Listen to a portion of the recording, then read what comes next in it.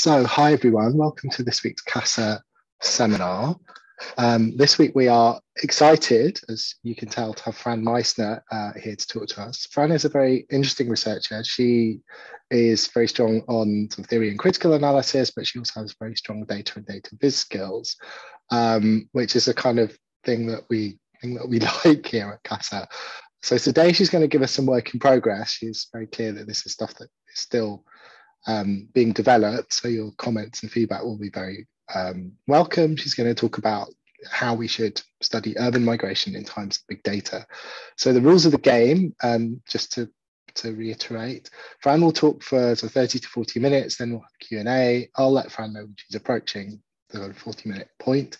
If you have questions, you can either put them in the chat or you can raise your hand and unmute and ask them directly. If you have questions that are more like comments, that's excellent, but please put them in the chat because we only have an hour. With that, Fran, the floor is yours. Right. Thank you so very much for this gracious invitation. As Max was mentioning, there is, as Nathan was mentioning, Max, there we go. Getting things confused already.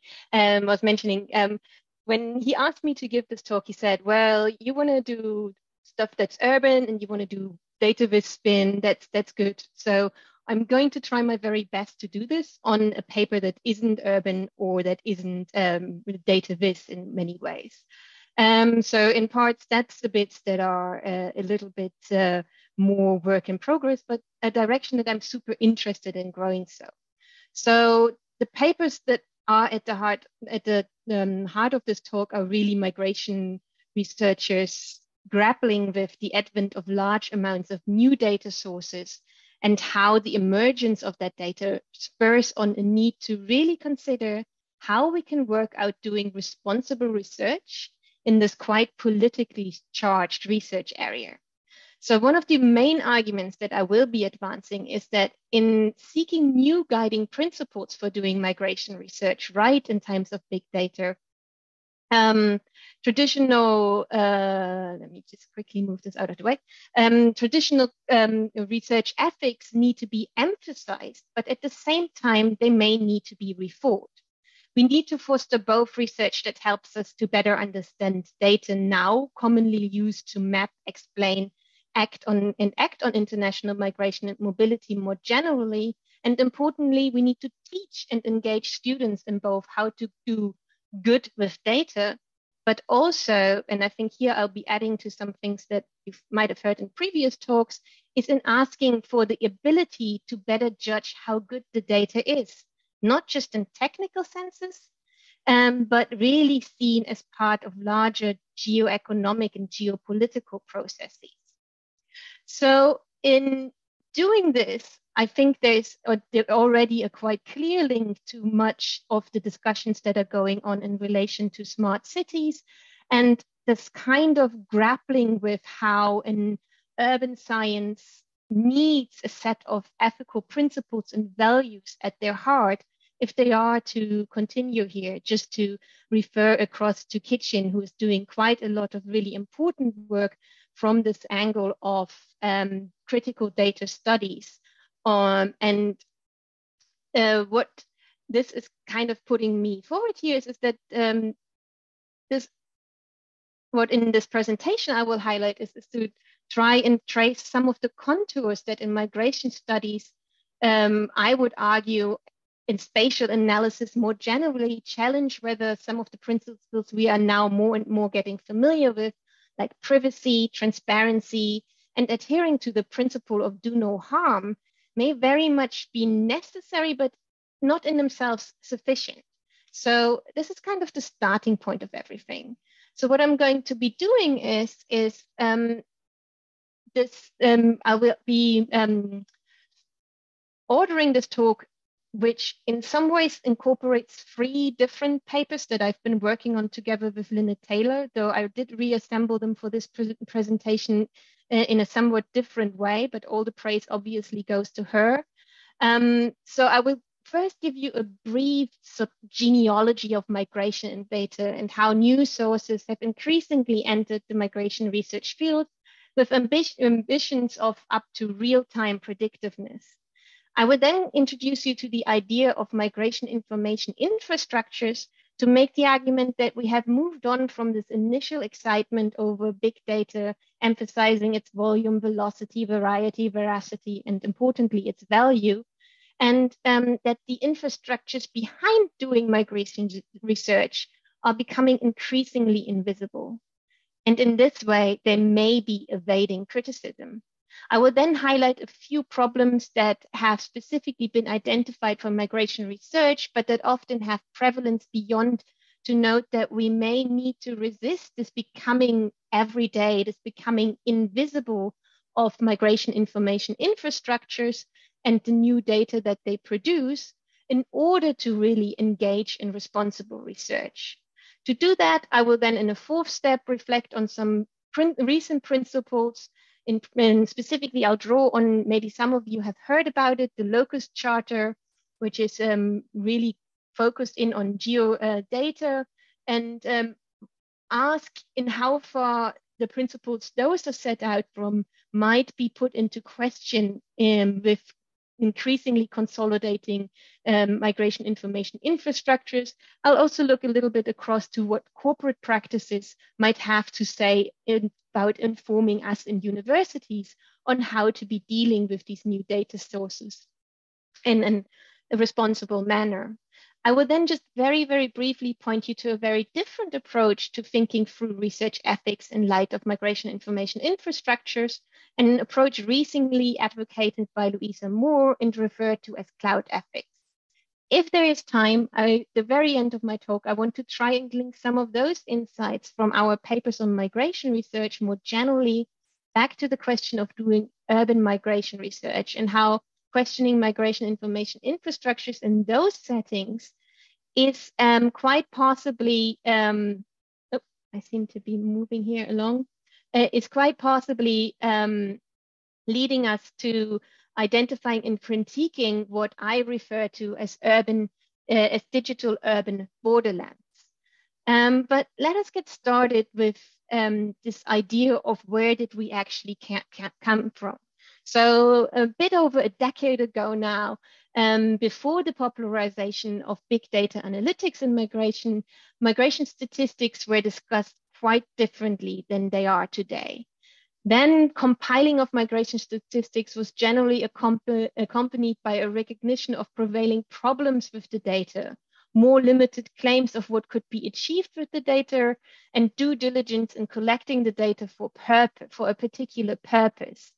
This meant that, for example, then was understood as an innovation in available migration statistics was a bilateral migration data set composed of conventional national data with a lot of problems associated with it, also in terms of good reporting of various different countries.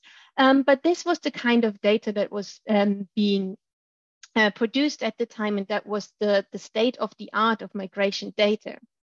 So claims associated with using these data tended to center on understanding flows and compositional changes in those flows and stocks of migrants rather than predicting migration. And problems with the data, as I noted, were quite often recognized, and actually part of the migration research project was to try and make good data.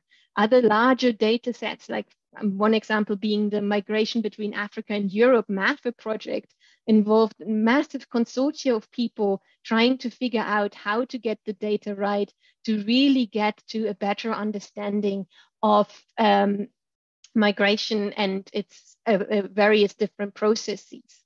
So what you here see to the left is this migration flow chart that maybe some of you have seen. It has gotten quite a bit of attention as it was published in Science at the time. And it really gives you this kind of idea of getting insights into migration patterns by looking at these quite simple data in a way. And if you look closely enough, you'll recognize that contrary to the idea of there being almost exclusively migration to Europe, there is way more migration interregionally if you're looking at this graph and take some time to do so. But What happened also about 10 years ago was a change in the policy narrative on how we might want to study migration. There was always this idea that there was a really big need for getting more data to better understand migration flows, but also increasingly with new data entering, sort of new big data analytics entering the field with the idea of being able to predict migration. And we here, in this sense, set up one paper that is already a little bit older, but that sets a little bit the scene for what I'm about to say. And that is this idea of through these continuous calls for new migration data sources, when especially in 2015, the so-called migration crisis came about, this kind of crisis created market forces that led to the framing of migration as risk through some of the new data sources. So here you get this one little quite almost paradigmatic quote from our article and from the research work that Lynette Taylor was doing at the time, attending different conferences where different technology vendors would be engaging with migration policy makers and trying to really here make the point that a refugee camp is essentially something you can treat like a prison. People eventually come out, and aim is then to track them to know what they are up to. And this is in so far a problematic, I guess, statement in that it says that a particular logic that might be applicable in a very different social and context can simply be translated over to a migration problem. In this translation process, what isn't necessarily being translated is that the migrant is a risk factor to the arriving country. And in claiming to be able to produce migration statistics that would be representing migration up to real time and allow for really predicting migration on the spot as people were searching Google or as they were using Facebook, this kind of idea was there that this data could be used to immediately alert authorities of impeding migration and of people moving.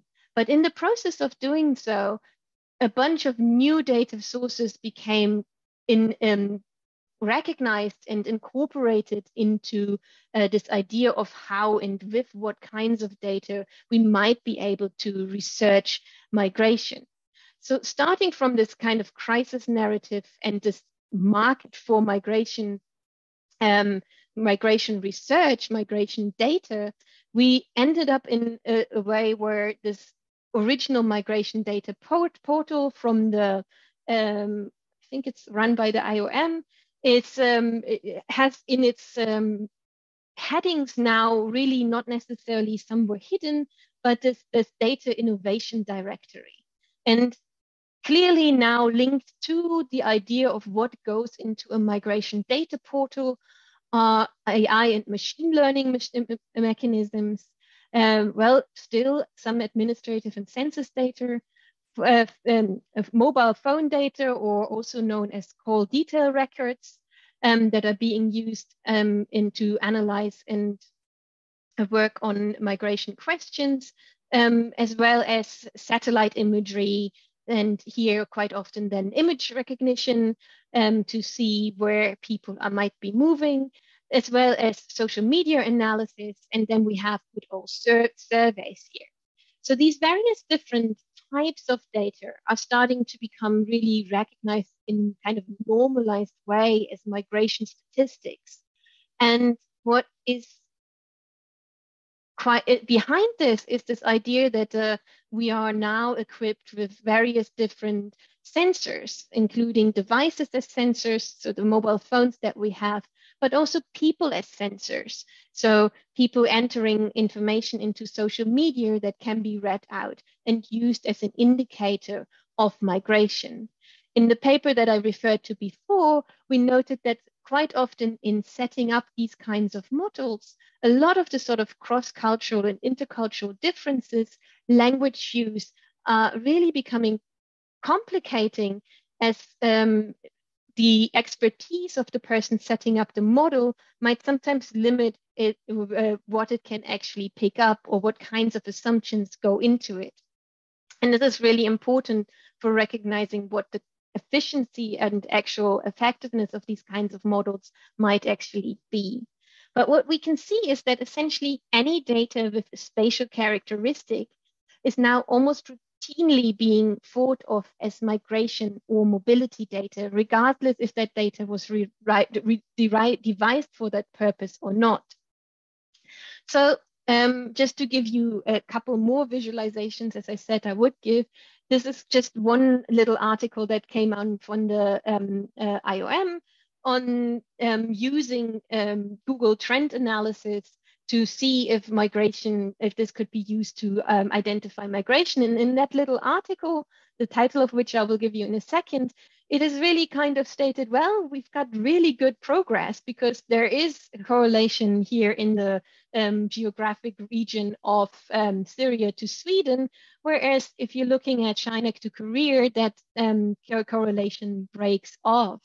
So the correlating line in the first one is being used in some ways as a kind of a measure for why we need to continue here. Another one that can be used is the social connectedness index that Facebook has been publishing. So based on the idea of who is making new connections in a different place, that person would then become identified as a migrant. And that specific study or that specific article that I'm here kind of taking out as just one example of very many of these kinds of, we need more migration data and we need to make this kind of nowcasting of migration work, is referring to that to a recent European Migration Network study that states that 10 out of the 22 EU governments surveyed said that they make use of forecasting methods. Many use open source data for early warning and risk analysis purposes. So really kind of replicating the pattern that we were criticizing in that other article. So in some ways, what they say in this particular article is this is sort of a tale of high expectations, promising results, and a long road ahead. So somewhat an ebbing off of the enthusiasm at the beginning over the big data as migration statistics. But one of the points that this article in particular points to, and that I will be picking up in the rest of this paper, is it notes that if there is one way big data has already made a difference, it is its ability to bring different actors together, data scientists, business people, and policymakers, to sit through countless slides with numbers, tables, and graphs. Note, migration specialists and people theorizing and talking to migrants on the ground are not at this table. But this increasing normalization, I would say, of these new types of migration statistics or migration data is what we, to a degree, want to highlight by emphasizing this idea of migration information infrastructures.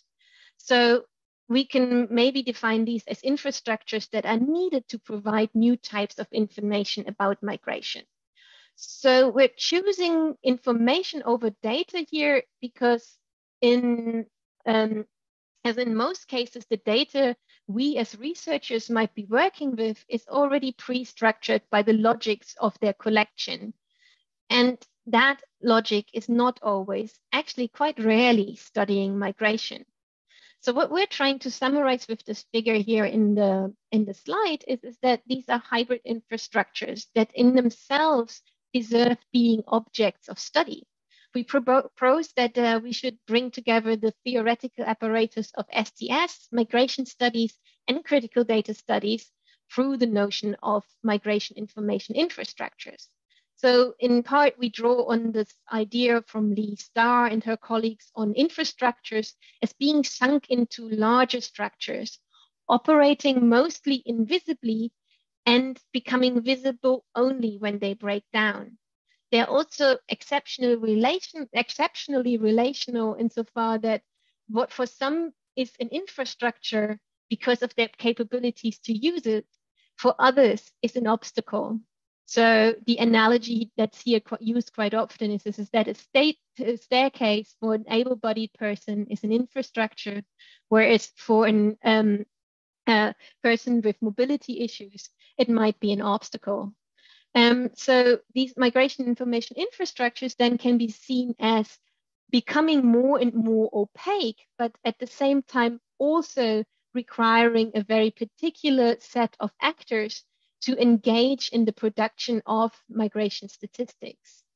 So they do not, these migration information infrastructures do not come into being through a process of design or purposeful formation, but they instead have to be thought about as encompassing any number of relevant data assemblages, each of which constitutes a distinct supply chain of data or set of supply chains for that matter towards a particular end. So we borrow here this term of data assemblage as these kind of little subunits in the representation there from Kitchen, who uses it to describe complex socio-technical system composed of many apparatuses and elements that are thoroughly intertwined, whose central concern is the production of data. And what we're kind of saying here is that these hybrid transnational infrastructures are really required to make these various smaller data assemblages possible, and that it is important to recognize these as driving some of the logics behind how and what kind of migration research can be done, whether we can recast the migration data that is out there at the moment as something other than the risk that we pointed to in that first paper of ours. So our aim is really to reorient from the assumption that states are the primary actor in assembling and analyzing migration data, but that to understand the data and what it is telling us, it is also important to engage with a relational process that intertwine data technologies, states, and both for and not for profit organizations in these larger migration information infrastructures.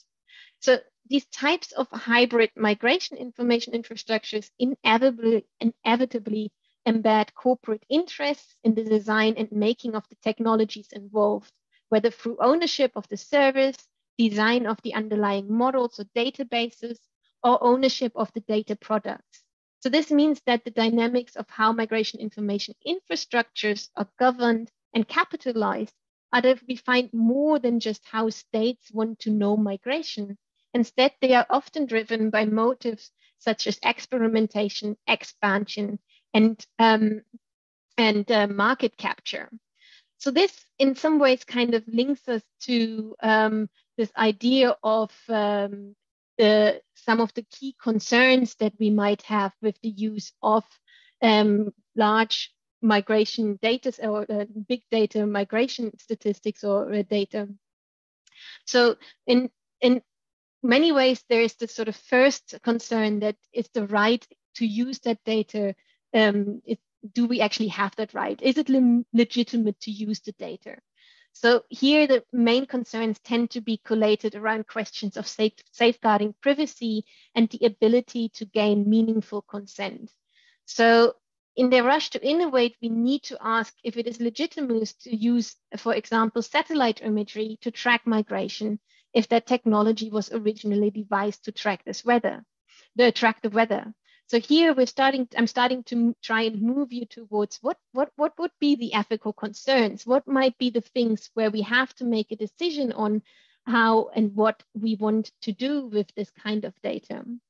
So one point that is frequently noted is that privacy concerns are dealt with once the data is anonymized. But I'm fairly sure that a few of you might have some links to people working on geotemporal data analysis and privacy, and they know that the privacy of individuals is really extremely tricky, even if the analysis pipeline involves good geomasking techniques. And beyond this, there is then also what has been called demographically identifiable data and concerns over group privacy. To just very quickly introduce that notion, it is the idea that what happens quite often now is that it doesn't necessarily matter that the data has your name attached to it, or for that matter, even is traceable back to you, but that your data becomes part of profiles that are used to act upon you, that are used to set your insurance premium, or that might be used in the case of migration to stop you moving further, even though your plan was never to cross that border that lies ahead. So this idea of identifying certain groups and the need for certain groups to also be able to maintain a certain kind of privacy has become quite an important idea in thinking through whether it is actually legitimate to use the data. And here the spatial dimension really becomes very important, as it's not always picked up by current safeguards in academia.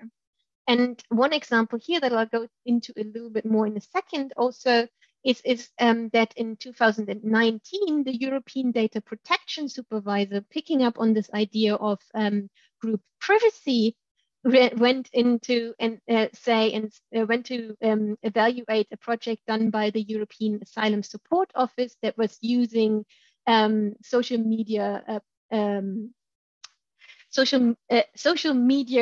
tracking of people, so basically real-time collection of data to make migration statistics. And they said this is actually not in line with European principles of how we deal with data. You cannot genuinely expect that people have given their consent, these migrants that you are researching have given their consent for their data to be used in this kind of social media monitoring type of way. So in many ways, what this particular incident showed was that at that moment, because there was this advice from the European Data Protection Supervisor, was that quite a few projects that had been funded by European money had to stop their operations and rethink how to change their methodologies and their approaches to getting data on migration. So there are a second set of questions and that are or concerns, and those are around whether the intentions are legitimate. So the variety of actors that I pointed to in terms of migration information infrastructures means that best interests of migrants may be the sales pitch of some technologies, while the desire of states to deal with migration may expose already vulnerable populations to becoming the guinea pigs of whom new data technologies are tested on. So here Molnar is one of the key people you might want to look at if you're interested in this. And this is this kind of idea that new technologies need a testing ground. And if those testing grounds happen to be refugee camps, then that is an easy one to get access to for quite a few larger technology companies, because the humanitarian sector needs their help in trying to manage day-to-day operations. And we might want to ask ourselves if those intentions are legitimate. The third set of concerns is really about this question of whether the outcomes are legitimate. And here we move more into the direction of asking questions of bias and discrimination. So in particular, the first two sets, here I put the name of Ashuma. She's the UN rapporteur on xenophobia and racial discrimination. And in her report on the use of new data technologies to track and monitor migration and migrants in general, she very clearly identifies the problem that this causes in terms of increasing possibilities of discrimination against migrants on the basis of race or other identifying characteristics. So in particular, the first two sets of questions, so the intention, whether the intentions are legitimate and whether it is legitimate to use the data, are extremely difficult to follow up if migration information infrastructures become increasingly inaccessible to scrutiny, and we lose the ability to ask simple questions like, what was the data meant to be used for, and whose interests prevail in their use? Together, the three concerns imply that if authorities and researchers incorporate new data sources and actors, they are also incorporating new risks and responsibilities, and that these require not only engagement and understanding, but strategies to prevent harm. And to do the research right, what is frequently called for is better ethics. Indeed, some of the thinking that I'm presenting here today was based on this idea of writing a handbook chapter on how migration researchers should be engaging with new data technologies. But ethics themselves can be a problem, as we saw, or at least the frameworks we currently have in play can be a problem, as we saw with this example of the European data protection supervisor halting a number of projects. So that case highlights that it is possible for grave concerns over individual and group privacy for research to be funded and waved along and to go ahead in terms of thinking through its important and contemplate why it is. Some pointers might, so here we, so why, sorry, got lost there. So in some ways, sort of the that story of the European data supervisor highlights really how easily it is possible for grave concerns over individual and group privacy to get lost in the current system that we are evaluating ethical problems with potential new data sources. And here we say that it might be elucidative to look across to the work that Metcalfe et al. Have done on the idea of owning ethics. And they claim that in that context, ethics is the hottest product in town. So if ethics becomes this kind of problem, and what they highlight is the problem of institutionalized guidelines and principles that can be really both too rigid to address the emergent nature of migration phenomena, but also potentially subject to co-optation by powerful actors that researchers are not necessarily aware of. So ethics boards and evaluations are super important. I'm part of them as well, but we have to be wary that they do not succumb to the same kinds of problems that Metcalfe et al. Point to, and those are that decisions become based on whether the goal of the work is good rather than whether its approach is valid, that they do not become prone to that decisions over whether work should be going ahead shouldn't be based on this idea of technological solutionism. So a tendency to say, well, this is not really research that is quite valid, but if you apply this technological solution, it will become valid. So we have to be wary of those kinds of situations, as well as understanding that precisely very rigid formalization of ethics procedures might take away attention from domain-specific concerns, like some of the ones I've pointed to in relation of migration and the idea of using big data to regulate migration. But we do have quite a few principles and quite a few new principles also at our disposal. What I'm putting up here now is the Locus Charter. Some of you might have had it and have looked at this at some point. It came out last year, and it's aimed at spatial analytics professionals, really. So as you can see, the first one is we should be realizing the opportunities, but then other aspects that we can find here is understanding the impacts or do no harm, as well as protecting the vulnerable, minimize data. Quite a few of the other principles that we see here, while extremely valid, become potentially difficult to uphold if migration information infrastructures are completely invisible to us and no longer subject of our scrutiny.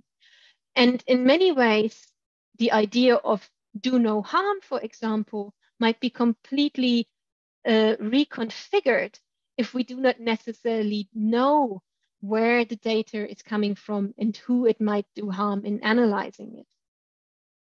So this is where I'm coming up to the sort of final thought in the paper, where we say that it might be important to have a look across to what is going on in terms of ethical responsibility of algorithms. And here Amora locates this in the conditions of partiality and opacity that haunt both human and algorithmic decisions. So to this end, she proposes what she calls a cloud ethics, an approach to holding algorithms accountable by engaging with the socio-technical conditions under which they emerge and operate. To say this in a slightly different way is she in many ways engages in this kind of complexity argument that in implementing certain analytical technologies and ideas, we are making some futures impossible, and that it might be important to think about what kinds of alternative ways we have at our disposal to get to this partial opacity and engage it in our thinking of doing research right. Which kind of leads me now to this last bit. In some ways, giving this talk, this urban spin back that Nathan had asked me to, let me reference the recent and excellent book by Alison Powell, who asks us to think about undoing optimization in smart cities for civic action and better understanding what kind of citizenship relations new data technologies have on urban life. So what she's referring to with optimization is the tendency to see new data systems as a means to getting more accurate knowledge about how a city functions, and to turn use data technologies to optimize the city in terms of, for example, efficiency. Though often who and what is being optimized remains quite scary in the least, or quite unclear in the least. So what this kind of work points us to is that in the urban setting, the question of migration information infrastructures might be just as relevant. On the kinds of ideas that I have been working with, and this is on the realm of migration-driven diversities, we may actually see that new data realities challenge some important ideas about urban encounters and migration-driven diversity. And that invoking the idea of migration information infrastructures might just be one way to explore those tensions. And I'm actually going to end this talk on a little bit of a thought experiment to give along with you. Recently in my teaching work, I was discussing with some of my students the data set that Strava makes available to cities now. It's a relatively easy and direct link, but cities are by and large now in acquiring and producing more and more data through the census that they have, as well as through the data that they acquire from others. But quite often there are quite important problems with that data. So if we're thinking about the Strava data, for example, we can see that some of the planning decisions that might be made on it will be made for a very particular demographic of people running around with their phone, recording their running paths or whatever sporting activity they do. And that this needs to be taken into consideration. At the same time, if we think about, for example, ideas like the mobility as a service, where all kinds of public data get pooled together, and to try and use that data to then and make the idea of transport much more efficient in the city, those kinds of systems might be coming up to the problem that privacy or of maintaining privacy might lead to them saying that customer data really needs to be staying with the people who have the customers, putting those people with the customer data at a data advantage over others who are supposed to be also able to use that system. In many ways, channeling people through cities in ways that we might not necessarily be able to know whether they can also facilitate what is quite often in the literature been talked in terms of, for example, the cosmopolitan canopy and other ways of city publics that are there to enhance or prohibit encounters in cities. I probably need to rephrase that one, but I've reached my 40 minutes. So I'm going to use that as an ending sentence and say, thank you very much for listening. I'm thrilled to hear what kinds of questions you might have. Thank you, Fran. That was super, super interesting. I have many things written down, many questions. It's a very useful run through these kind of interconnecting domains. Migration research, big data analytics, ethics. There's also a huge number of resources that you kind of threw out as you were talking, and I've tried to capture some of those in the chat for people. I'm certainly going to be digging into some of those. So as I said, if you have questions, please either put them in the chat or raise your hand in Zoom, and I will see that in the participants bar. Let me sort of kick off with a question or two of my own.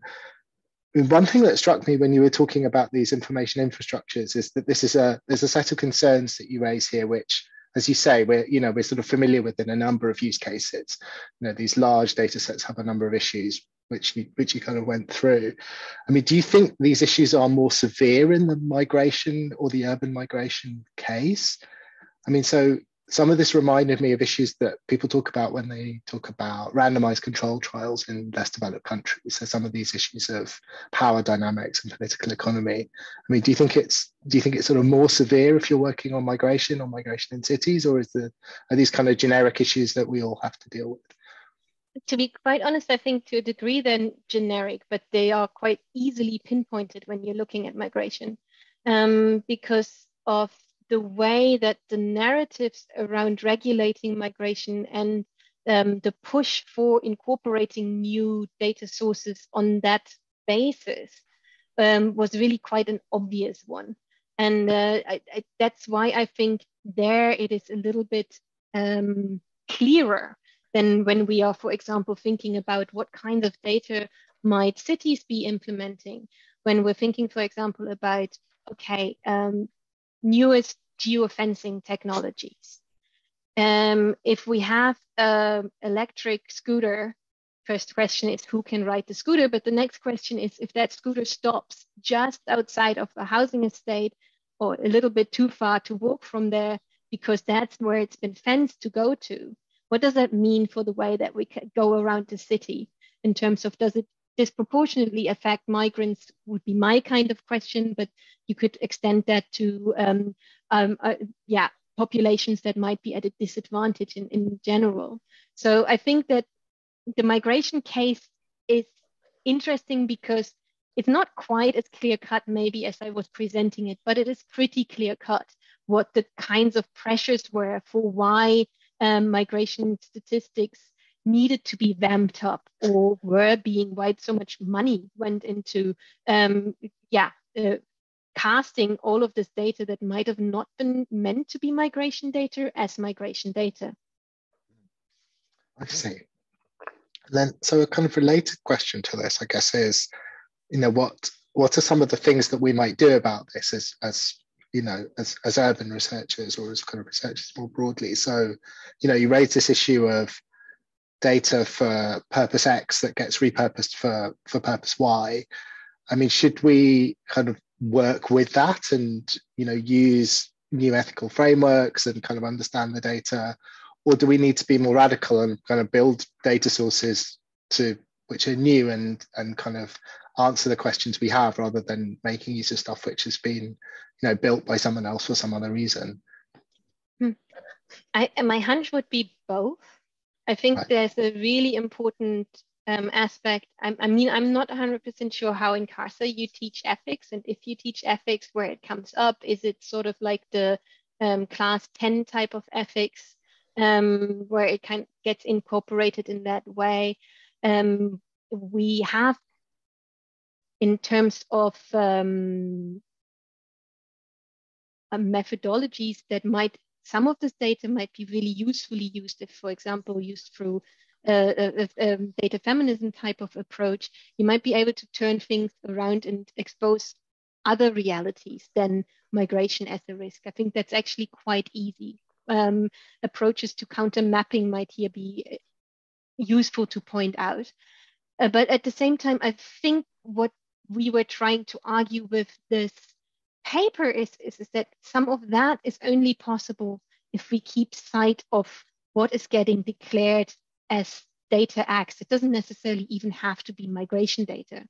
What are the logics behind that? Who is gaining on that in terms of simply economically? Who is losing out in terms of what the analysis actually does? And I think that this needs to be much more directly. So in some ways, we kind of need to map and follow these connections, try and see what is going on in these migration information infrastructures to be able to do the kind of responsible research that we're trying to claim is necessary. Yeah. So Obi has a hand up. Obi, do you want to unmute and ask? Sure. Hi, nice to meet you. Hi, nice to meet you too. Thanks very much. I was wondering if I wanted to get a clearer picture of how these migration forecasts are being used or could be used to inform, I guess, Home Office policy decisions or the decisions that these European governments are maybe making. So I'm not really clear how these forecasts are used or could be used.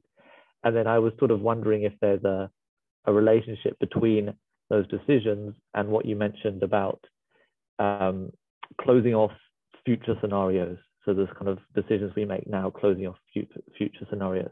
So yeah, I was wondering if those decisions, if you feel that they are closing off certain futures.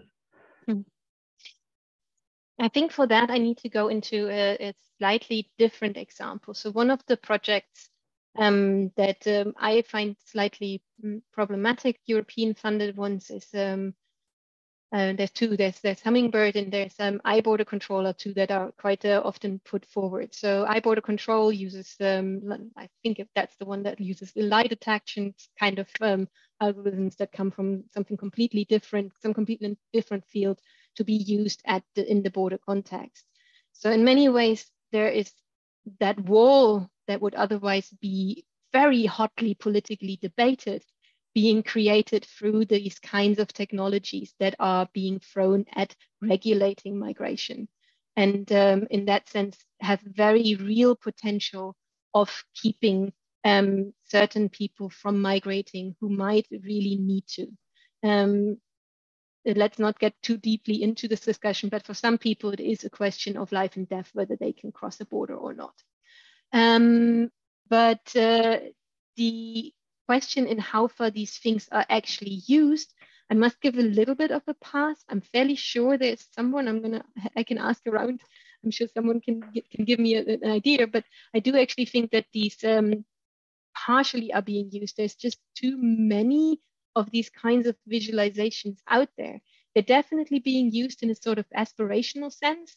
In that little Medium article I've referred to across, is this idea is that eventually we'll be able to say, okay, and possibly actually even with the best of intentions, we'll be able to say that there is something coming and we can be prepared.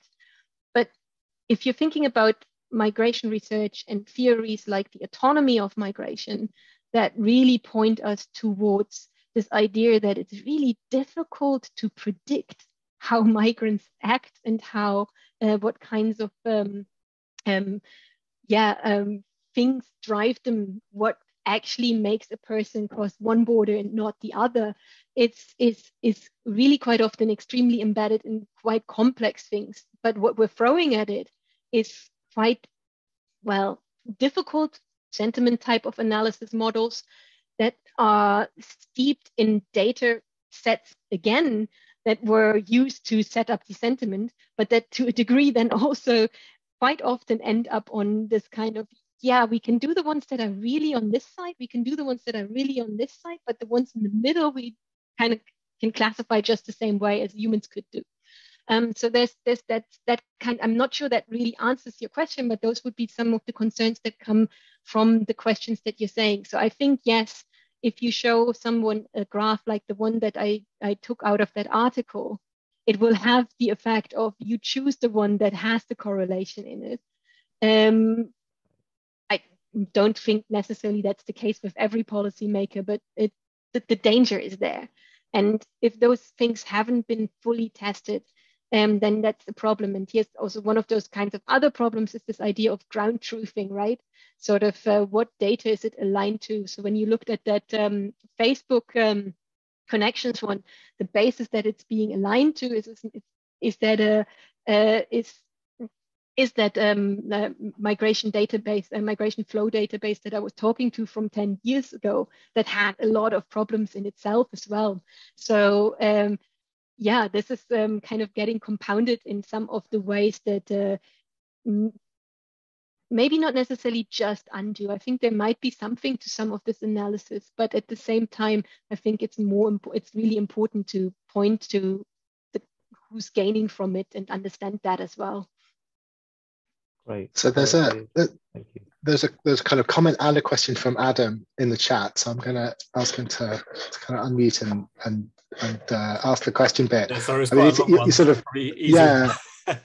So it's kind of a pivoting to like administrative big data, which is super interesting here, and the kind of information that governments hold, which I think also relates to what Obi was asking.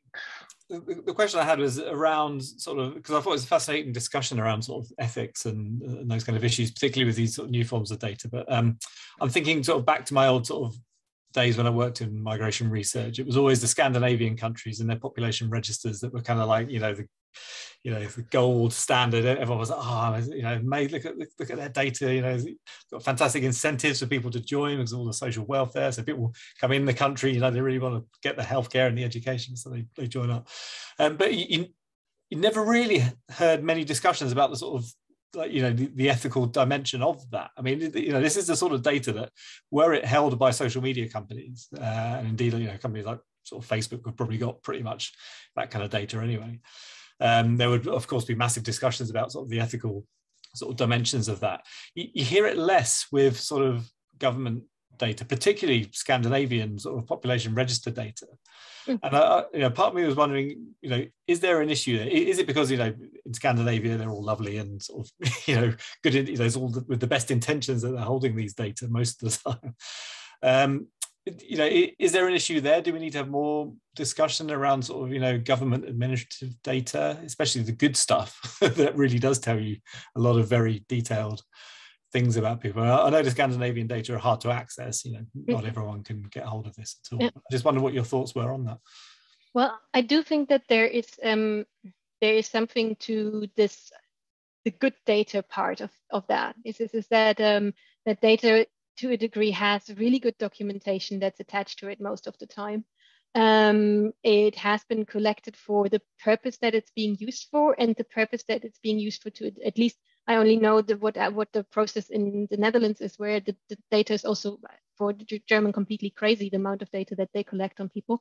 But that there is some kind of due protocol of making sure that certain things don't go out.